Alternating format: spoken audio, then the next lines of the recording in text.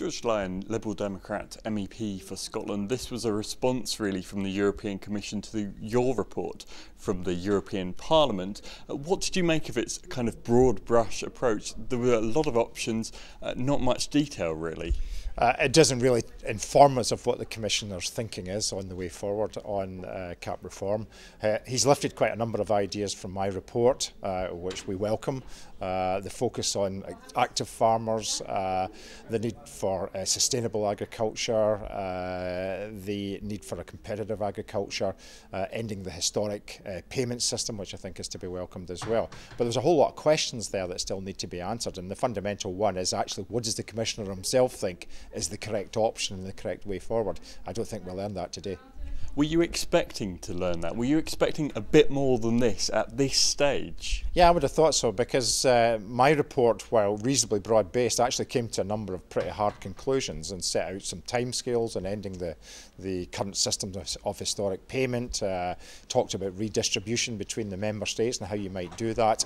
There's none of that in the Commissioner's report, and I think when you look at it, the majority of the hard stuff is missing completely. It's what's not in it that you really need to know the answer to. Now, within the options that are given, there's kind of option 1, 2 and 3, and under the second option, a lot to do with green issues. Are you worried that those green requirements, if that was the option chosen, wouldn't be part of the direct payment but would be kind of additional burdens on farmers in Scotland? Well, I am happy enough to accept the principle that we need to green the direct payments, and I'm happy that it included LFA as one of the priorities within the direct payment system.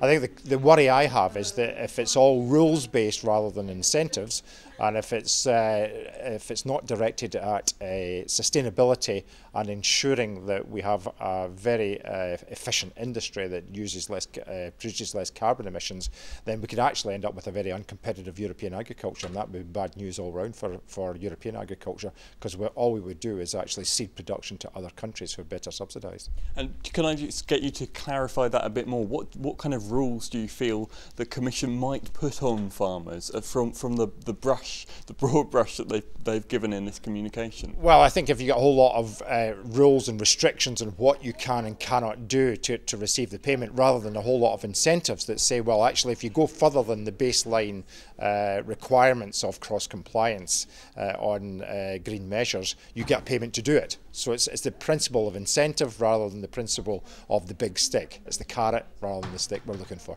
Now, money is what it's going to come down to. We all know about the budget discussions still going on at the moment. It's going to be very tricky, isn't it, when it comes to deciding how much money you get. None of that's yet clear. That's correct, and if you look at the discussions on the 2011 budget, I just think it shows you how difficult and bloody the discussions are going to be about the future level of spend in the European Union. I think all member states are hard up. Austerity budgets are being implemented across Europe, and I don't think that agriculture can escape from that type of scrutiny by finance ministers. What I would say, however, is that they have to recognise that agriculture should not take a disproportionate hit. This is not just the big pot that everyone should dip into to fund every other new project that's around. They've given us extra powers here in Europe, but no extra money to fund them. So I don't think you can just expect the agricultural pot to fund all of these new priorities. There has to be a respect and an acknowledgement that we do need a reasonable budget that will actually meet some of the key priorities that the CAP will set out. And of course the CAP can meet many of the EU 2020 objectives, such as tackling climate change, innovation, R&D and job creation in rural areas. Now, in the press conference you've just held here in the Parliament, you said that if the budget discussions are that difficult, it could delay decisions. What would the impact be of that delay for farmers? Well, clearly it would cause further uncertainty as the discussions moved on and no clear view of what's going to happen. In terms of what would happen for farmers, they would actually see no difference at all. The current legislation would stay in place if it wasn't superseded by new legislation, and if we reach a budget impasse, the 2013 budget just rolls on for another year. Exactly the same as what's happening just now with the current impasse over the 2011 one. We're now just seeing the 2010 budget continue, albeit on a month-by-month basis. So farmers shouldn't shouldn't have to worry, but it just causes more indecision and, I mean, prevents them actually in planning longer term. I think that's the biggest impact it would have. Now, I just also finally wanted to ask you about kind of rebalancing the direct payments, spreading it out, covering Eastern European countries. You talked a lot about that issue in your report. Some fears that that could mean less money for Scotland if there's more money going to Eastern Europe. Is that your concern?